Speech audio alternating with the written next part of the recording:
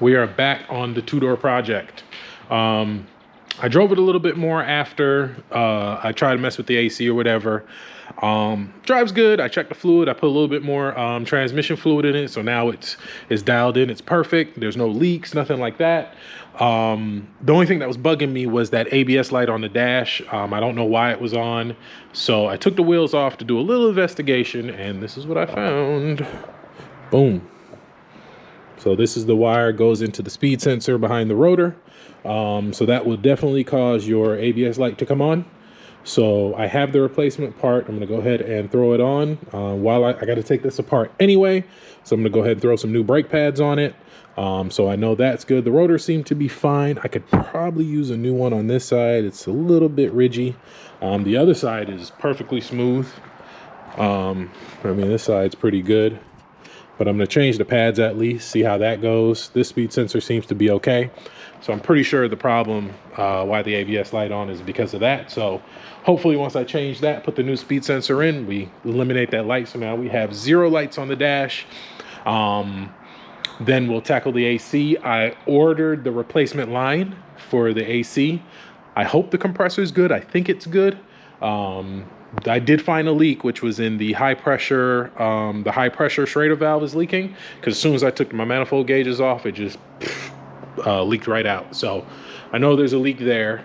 So hopefully that was just the problem. It just, but I think that's just the problem, that it just leaked out and they just, forgot about it and figured it was something wrong. So I'm going to change that Schrader valve, recharge it, see if I know it doesn't have any leaks on the high side. Remember when I was trying to charge it on the low side, it held pressure. On the high side, it's going to hold pressure as well. But it was holding pressure because that was where the manifold gauges hooked up. So it wouldn't have showed a leak because it's leaking into the manifold gauge. So I'm hoping I think that the high pressure port is actually serviceable. I know on the B bodies it is, on the Impalas, that is a place that they leak a lot. You can actually just screw that whole thing off and put a new one on. So I'm hoping this is the same. It looks like it is, but I ordered the line anyway. I ordered the line for a 6.5 turbo diesel truck, because when I LS swap this, I can use the same compressor. I just have to change the lines, and I have to use the diesel lines, and I can make the diesel line work with the stock application. So I figured if I'm going to order lines, I might as well order the lines that I need for the LS swap. So I'm going to go ahead and change the speed sensor, change the brake pads, and we'll hop back in it, take it for a ride, see how it goes. And then we got some more stuff to do. We got a little bit of work to do on the Sierra. And then I got a customer's LS swap car that came to me from South Carolina. I just moved it outside. I got to do a little bit of work on that, grab some parts out of it, do a parts check, and send him an invoice and stuff like that. So I'll be back. All right, so pretty straightforward. There's a dust shield that goes around here, and the sensor is behind that.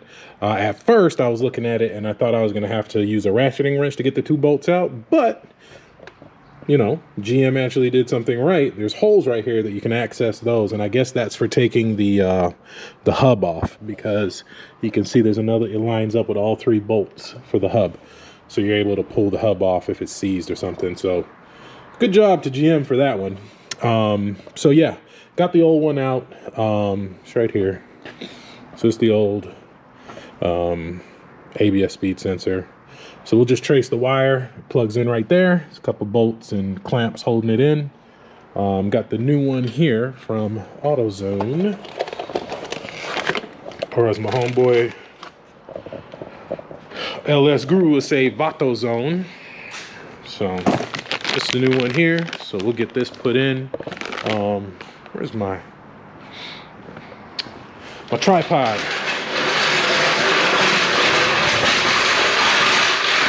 So you guys can watch the action as it happens live.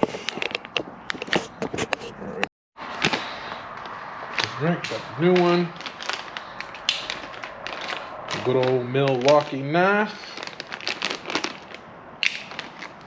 Careful not to cut the actual sensor, when you're trying to cut the bag open. So here's the new sensor.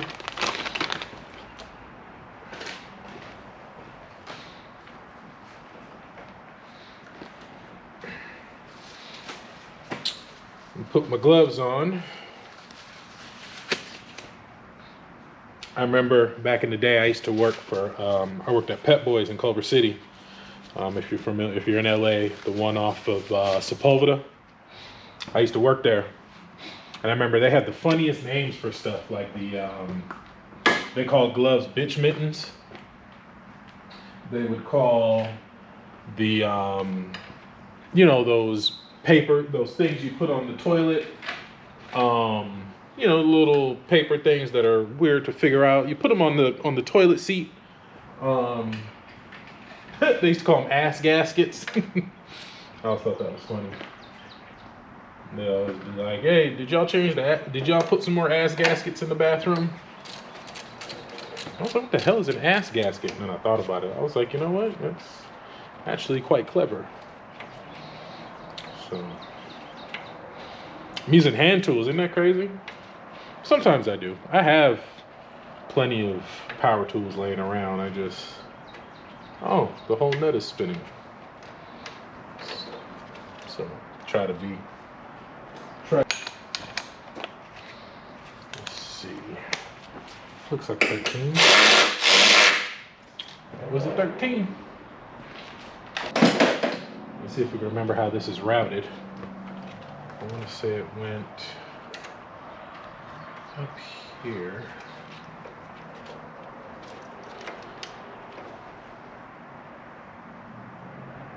I don't think this is the right side.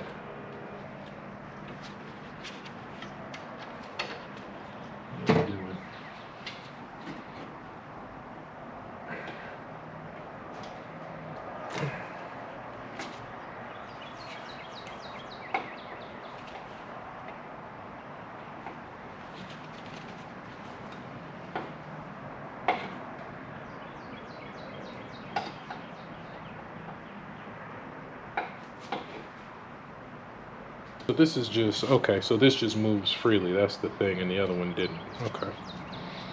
But this little clamp I'll need. I guess it is the same place. What's the difference?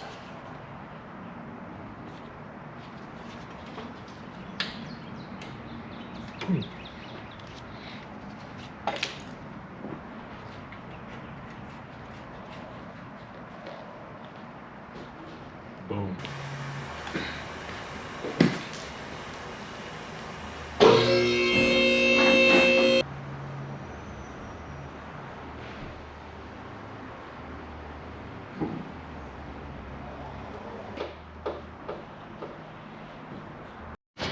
All right, so we got it all changed. I didn't film anymore. I mean, it's a brake job. Got the sensor put in, got the brake pads changed on both sides. So I'm not sure how this works. I'm not sure if the ABS light will just automatically go off now that it maybe sees continuity between the, from the sensor instead of the wires being broken, or if you have to drive it and let it recalibrate. I'm just pumping the brake.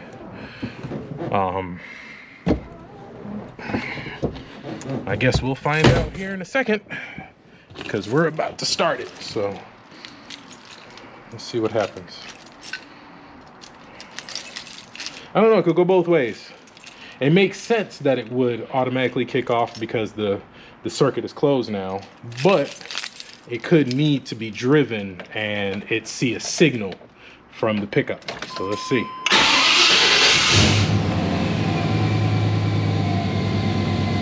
It went off. So ABS light is off. So that was definitely the problem. Brakes feel good. I'm gonna take it for a quick spin. Ran over my jack. My tripod, I mean. Hold on. Actually, I need to move the other truck out the way because it's blocking the door of the shop. But yeah. So I guess it did see the circuit closed now, so it didn't. It turned it off. So good. So now we got no lights on the dash, new brakes. I'll see how it feels with that rotor. If it does need, my neighbor can usually cut them for me, but he was leaving or something like that, so he wasn't able to do it. So I'll see how it drives. If I need to replace the rotors later, I will. It was bright, but let me move this truck out the way. And oh, so I went to the dealership. I had to take him I had to give him the title for the Silverado, because obviously I didn't have it on me when I went down there, because I really had no intentions of trading my truck in the day that I went. But I kept forgetting to go back up there.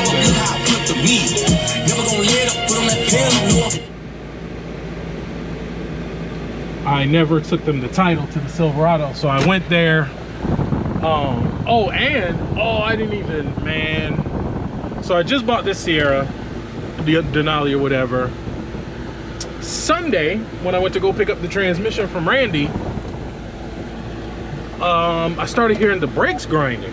And I'm like, I mean, I did some towing, but, you know, I would have imagined, you know, even it being a used truck, they would at least take a look at the brake pads and, you know, if they were low, slap some new pads on it, you know, 30, 40 bucks. Oh, there's no way it's grinding like that. Sure enough, looked at it, she was grinding.